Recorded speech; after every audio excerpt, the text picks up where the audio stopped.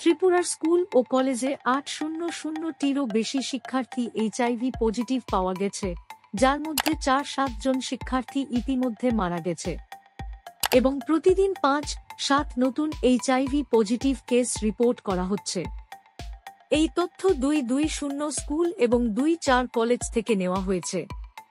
এইচআইভির এত বিস্তার দেখে ছাত্রছাত্রীরা খুব ভয় পেয়েছে এবং অনেক শিশু উচ্চশিক্ষার জন্য দেশের অন্য রাজ্যে চলে গেছে। অনেক ছাত্র যাদের মধ্যে এইচআইভি এইডস ইতিমধ্যেই ছড়িয়ে পড়েছে তারাও পড়াশোনার জন্য বাইরে গেছে। এই তথ্যটি TSACS অর্থাৎ Tripura state AIDS control society প্রদান করেছে। ত্রিপুরা সরকার বলছে যে এই তথ্যটি প্রায় 7 বছরের রেকর্ড, অর্থাৎ এটি এপ্রিল 2007 থেকে মে 2024 পর্যন্ত গণনা করা হয়েছে। এইচআইভি এইডস সংক্রামিত হওয়ার প্রথম কারণ হল এইচআইভি সংক্রমিত ব্যক্তির সাথে যৌন যোগাযোগ।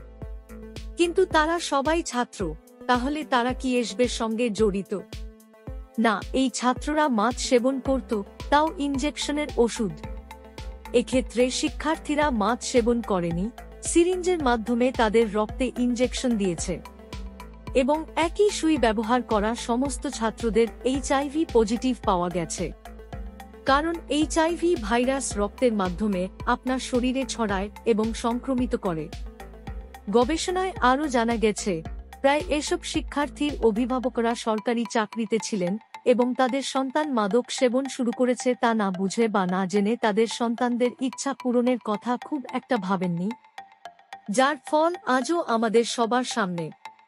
এখনো অবধি ত্রিপুরায় মোট 8,729টি সক্রিয় এইচআইভি কেস নথিভুক্ত করা হয়েছে, যার মধ্যে কেবল ছাত্ররা নয়, অন্যান্য পেশাদাররাও রয়েছে। মোট 5,6,7,4 জন রোগী এখনও জীবিত রয়েছে, যার মধ্যে 4,5,7,0 জন পুরুষ, 1,103 জন মহিলা এবং 1 জন হিজড়া রয়েছে। সরকার সমস্ত এইচআইভি পজিটিভ রোগীদের বিনামূল্যে অ্যান্টিরেট্রোভাইরাল চিকিৎসা ART প্রদান করছে। ART হল এইচআইভি এইডসের একমাত্র চিকিৎসা যেখানে ওষুধের সংমিশ্রণ ব্যবহার করা হয়, যা ভাইরাসের বৃদ্ধি হ্রাস করে এবং আপনার প্রতিরোধ ব্যবস্থাও সংরক্ষণ করে, যা এইচআইভি এইডসের অগ্রগতি হ্রাস করে। কাউন্সেলিং এবং পুনর্বাসনও দেওয়া হচ্ছে যাতে এইচআইভি সংক্রমণ কমানো যায় এবং পদার্থের ব্যবহারও নিয়ন্ত্রণ করা যায়।